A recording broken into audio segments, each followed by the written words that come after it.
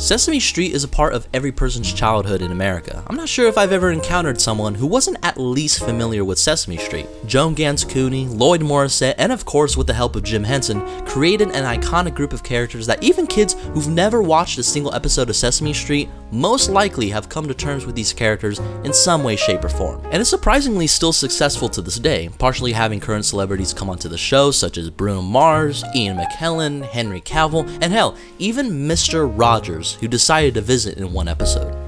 He might think that none of his friends would like a loser. 42 seasons strong, it's clear that somebody is doing something right to keep the show up and running. And now, imagine a movie that comes out that decides to say fuck you to all the kindergarten educational nonsense, throw it into the garbage, and give us a raunch comedy that we all asked for. And of course, I'm talking about the Happy Time Murders. Many traumatized children later, and even a lawsuit with the phrase "No Sesame, All Street" as a tagline to the poster. This weekend, we get an imaginary look if these puppeteer characters are a part of our real world, thanks to the direction of Brian Henson, the son of Jim Henson. Not even kidding, that's a thing. And as always, we're gonna pay tribute to the Happy Time Murders with our look into some of the puppet/doll movies that have led up to this wonderful event. So let's jump right in. Alright, so we're looking into the puppet/doll movies, and let's begin our third lesson for this film appreciation video. So here we go. So number one, we have The Adventures of Elmo in Grouchland, 1999.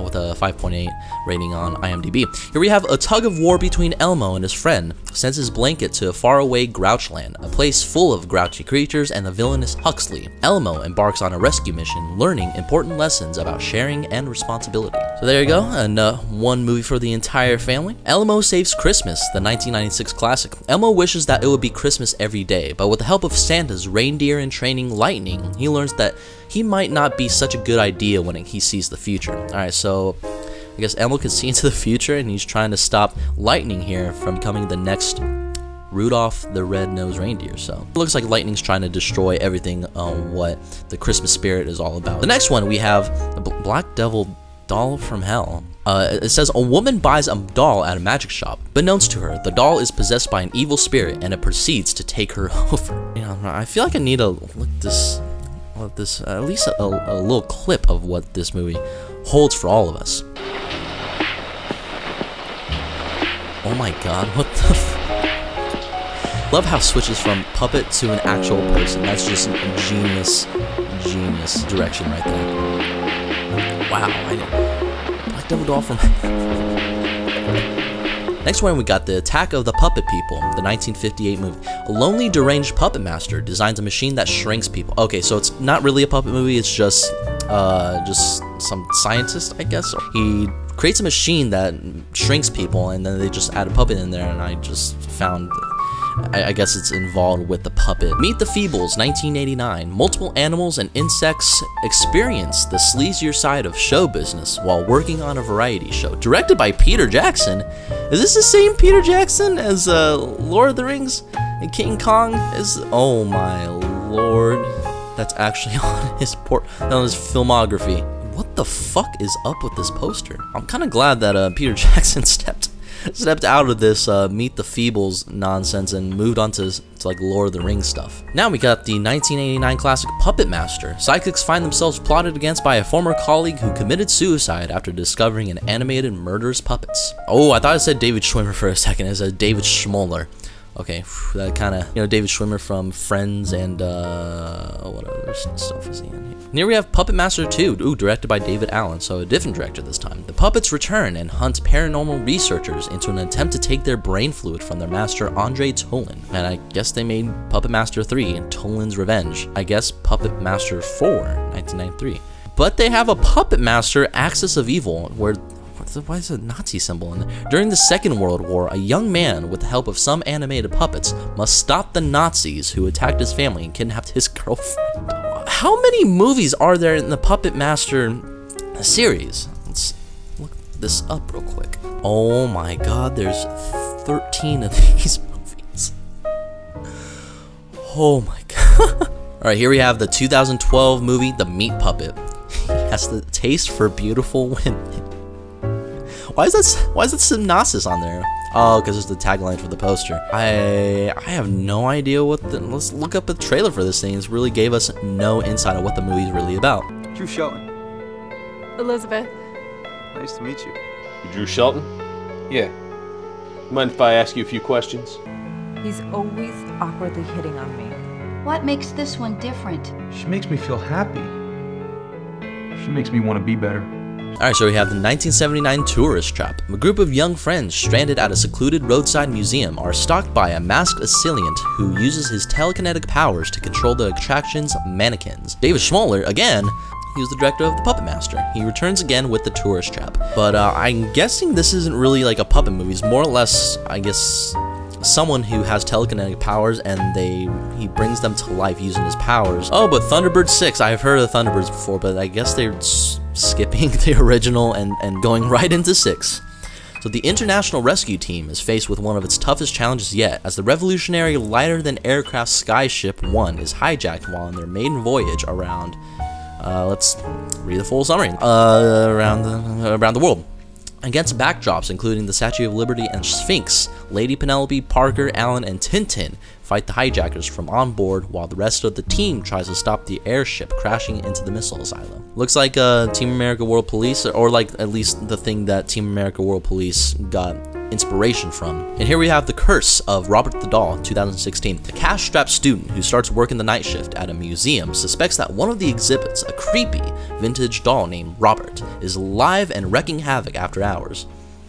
So I guess like a night at the museum, but a little horror element to them. And I guess it's trying to copy a little bit of Annabelle, but so much of a downgrade because it made a sequel. Robert the Toy Maker to 2017, the Toy Maker being the original title, I guess. In Germany, 1941, the Nazis. Jeez, there's more Nazis. What's with Nazis and dolls? Nazis pursue a toy maker who has acquired a mystical book which gives life to inanimate objects. I guess people who really have a thing for puppet movies have a thing for Nazis as well, being involved in their movies. Oh my god, they have a third movie, The Revenge of Robert the Doll. The Legend of Robert the Doll is the original title. And infamous killer doll Robert does battle with Hitler's henchmen aboard a train in Nazi Germany. Andrew Jones, come on, what's with you in Nazi Germany being involved with? The first one was just a night at the museum, just some scary romp for the whole family. And here you have Robert the Doll dealing with Nazis. Is Robert the Doll kind of a protagonist because he's kind of hunting down Nazis in Nazi Germany? Stay with me if you want to survive. Here we have the doll. Oh my god. Anya and Daniel just moved to their new house in Bandung. Okay. Daniel brings home a doll from his workplace. Anya, who is a doll maker, welcomes the doll happily to their house. Let's read the full synopsis. They later... I'm trying to find where I left off. Okay, later learned that the doll belonged to a little girl named Usi, who died when she and her family were brutally murdered in a robbery. Strange things begin to happen, like the doll mysteriously moving places. A little bit of a typo. Doorbell ringing by itself, and a little girl's voice late at night. What is really happening? You may have Nazis running around in your apartment. Dolls, 1987. A group of people stop by a mansion during a storm and discover two magical toy makers and their haunted collection of dolls. They walk, they talk, and they kill. Oh, but the doll has a sequel. I just found this out as I'm editing this. The Doll 2, 2017. Myra and Aldo lives happily with Kayla, their youngest child, and Yanni, their maid. But a tragic accident took Kayla's life away, and also their happiness. Myra changes into someone, honestly, I'm not really interested in the doll movie, so we're just gonna move forward with the next movie, which is Dolly Dearest, the 1991 classic, which is apparently a Child's Play knockoff, I guess. An American family moves to Mexico to fabricate dolls, but their toy factory happens to be next to the Stanzian grave, and the toys come into possession of an old malicious spirit. So it sounds like it's Coco, but they're not a Mexican family, it's an American family, so instead of making shoes, they're making dolls. Here we have Doll Murder Spree, 2017. A group of college students join their teacher for a weekend of filming for extra credit, documenting the local hell house that's haunted by the family who were murdered there. Little do they know, they would be trying to survive the night. Wait, it says it came out on October 24th, 2017, but it says coming soon. Is it delayed or it just hasn't really updated their page yet? Gingerdead Man versus Evil Punk. It has a 4.2 on IMDb. Gingerdead Man vs. Evil Bong, a 4.2. That is not a coincidence, ladies and gentlemen. The Gingerdead... I can't fucking speak right now. The Gingerdead Man seeks revenge against Sarah Lane for causing him to live his life in the body of a gingerbread man. Her only hope is to team up with Larnell, who has problems of his own in the form of a magical talking bong named Evie. Holy shit, Dip! Get your little ass over here and smoke this shit. I have learned from my past mistakes. That is going on my to watch list on Letterboxd. I shit you not. Gingerdead Man vs. Evil Bong. Who in the world decided to make this is an absolute genius. And here we have Dead of Night, 1945. An architect senses impending doom as his... You know what? Fuck Dead of Night. The Gingerdead Man. That's the movie.